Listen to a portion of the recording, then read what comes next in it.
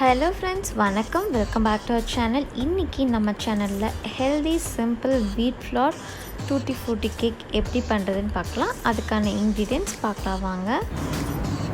இப்போ நாம ஒரு 3/4 கப் பட்டர், நீங்க ஆயில் கூட எடுத்துக்கலாம், பட் நான் மோஸ்ட்லி கிட்ஸ் கொடுக்கறனால ப்ரிஃபர் பட்டர் தான் ப்ரிஃபர் பண்ணுவேன்.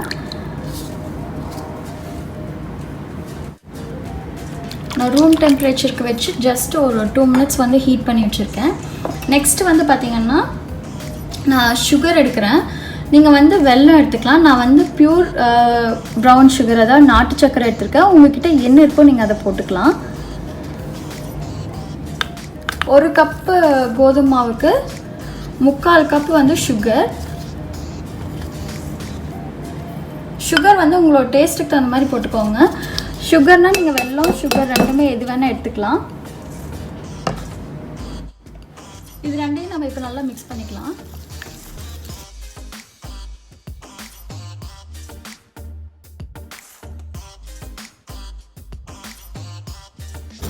பாருங்கள், ரெண்டும் நல்லா பிளெண்ட் ஆகிடுச்சு. நெக்ஸ்ட்டு நம்ம மில்க் ஆட் பண்ணிக்கலாம். மில்க் நான் இப்போ ஒரு 50 ml ஊற்றுறேன்.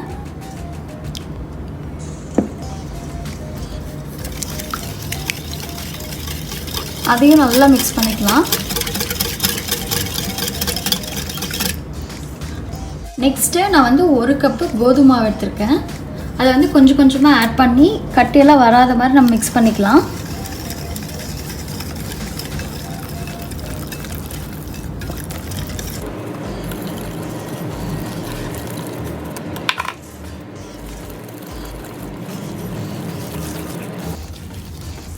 எல்லாம் நல்லா மிக்ஸ் ஆயிடுச்சு. நெக்ஸ்ட்டு நம்ம பேக்கிங் பவுடர், பேக்கிங் சோடா ரெண்டும் ஆட் பண்ணிக்கலாம். பேக்கிங் பவுடர் பார்த்தீங்கன்னா 1 டேபிள் ஸ்பூன் எடுத்துருக்கேன். அடுத்தது baking soda. Baking soda 1/4 spoon எடுத்திங்கன்னா போதும், டீஸ்பூனில். இதெல்லாம் மிக்ஸ் பண்ணிக்கலாம். மிக்ஸ் பண்ணிவிட்டு நம்ம கொஞ்சம் மில்க் ஆட் பண்ணிக்கலாம்.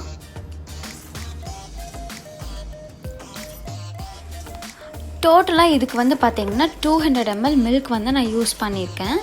அதுக்கப்புறம் நம்ம வெண்ணிலா எக்ஸ்ட்ராக்ட் எடுத்துக்கலாம். இது 1 டீஸ்பூன் அளவுக்கு நான் ஆட் பண்ணிக்கிறேன்.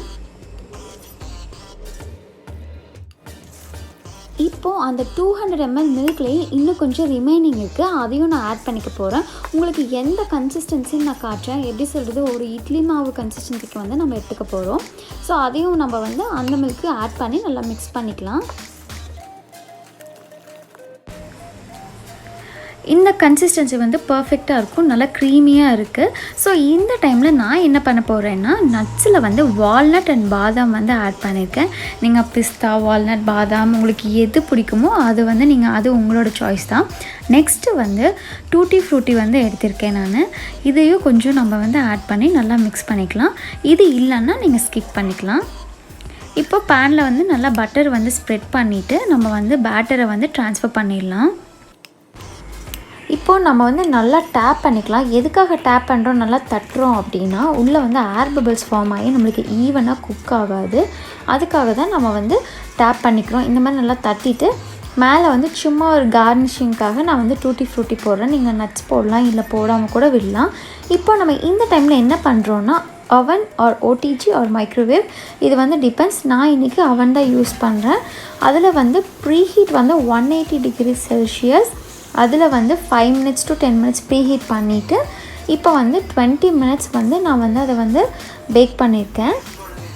இப்போ நீங்கள் 15 minutesக்கு அப்புறமே நீங்கள் குக்காக இருக்கா இல்லையான்னு இந்த மாதிரி ஒரு ஸ்டிக்கு இல்லைனா ஒரு நைஃப் வச்சு நீங்கள் இன்சர்ட் பண்ணி பார்த்துக்கோங்க.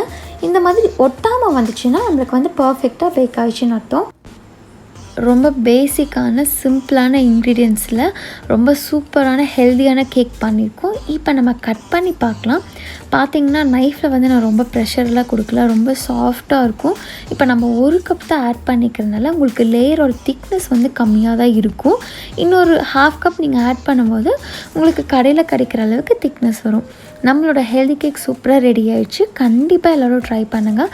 இந்த மாதிரி இன்ட்ரெஸ்டிங்கான ஹெல்தியான ரெசிபிஸ் நம்மளோட சேனலில் நிறையா வரும். ஸோ கண்டிப்பாக மறக்காமல் லைக் பண்ணுங்கள், சப்ஸ்கிரைப் பண்ணுங்கள், ஷேர் பண்ணுங்கள்.